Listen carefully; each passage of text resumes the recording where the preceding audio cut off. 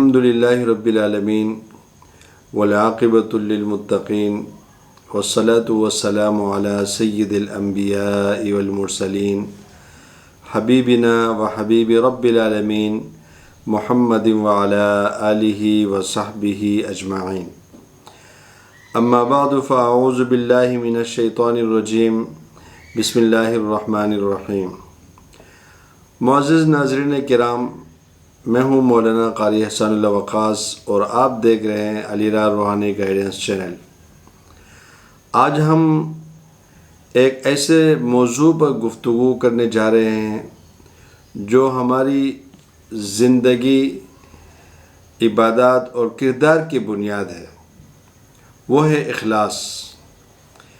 اخلاص کا مطلب ہے کسی بھی عمل کو صرف اور صرف اللہ رب العزت کے لیے، رضا کے لیے کرنا ہے، بغیر کسی دکھاوے کے، بغیر کسی تعریف کی خواہش کے، بغیر کسی دنیاوی فائدے کے، صرف اور صرف اللہ کی رضا کے لیے کرنا۔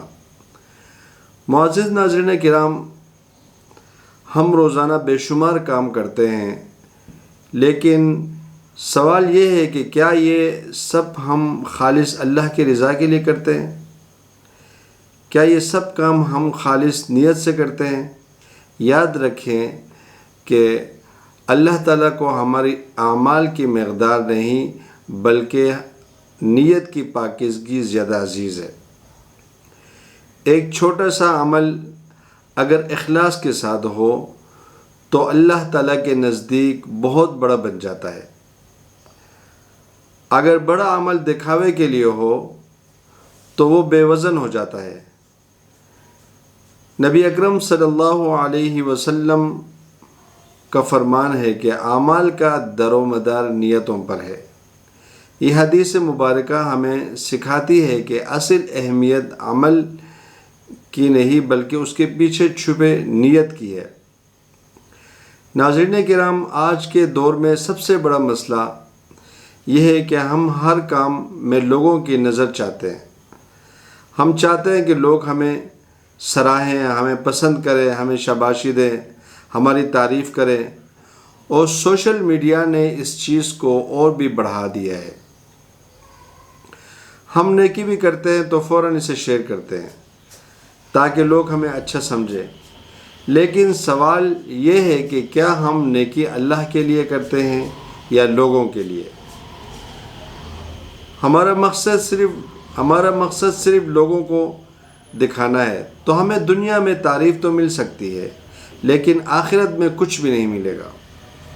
اخلاص ایک خوبصورت پہلو ہے اور اخلاص ایک خوبصورت لفظ بھی ہے۔ خوبصورت پہلو یہ ہے کہ یہ انسان کو سکون دیتا ہے۔ جب آپ کسی کام کو صرف اللہ رب العزت کے لیے، رضا کے لیے کرتے ہیں تو آپ کو کسی کی تعریف یا تنقید کی فکر نہیں رہتی۔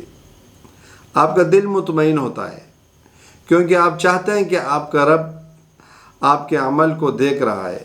اخلاص پیدا کرنا آسان نہیں ہے، یہ ایک مستقل جدوجہد ہے، لیکن کچھ طریقے ہیں جن سے ہم اپنی نیت کو بہتر بنا سکتے ہیں۔ کام سے پہلے اپنی نیت کو درست کرنا۔ خود سے پوچھے کہ میں یہ کام جو کر رہا ہوں یہ کیوں کر رہا ہوں؟ جتنا ہو سکے نیکی کو جو ہے کہ وہ خفیہ رکھے۔ اللہ تعالیٰ سے دعا کریں کہ ہمیں اخلاص عطا فرمائے، ریاکاری سے اپنے آپ کو دور رکھیں، ریاکاری سے بچنے کے لیے اللہ سے دعا کریں۔ یاد رکھیں کہ اخلاص وہ خزانہ ہے جو دل میں ہوتا ہے اور صرف اللہ ہی اسے جانتا ہے۔ اگر ہم اپنی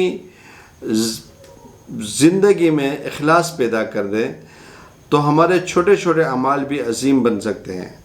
ہماری عبادات میں روح آ جائے گی، ہماری زندگی میں برکت پیدا ہو جائے گی۔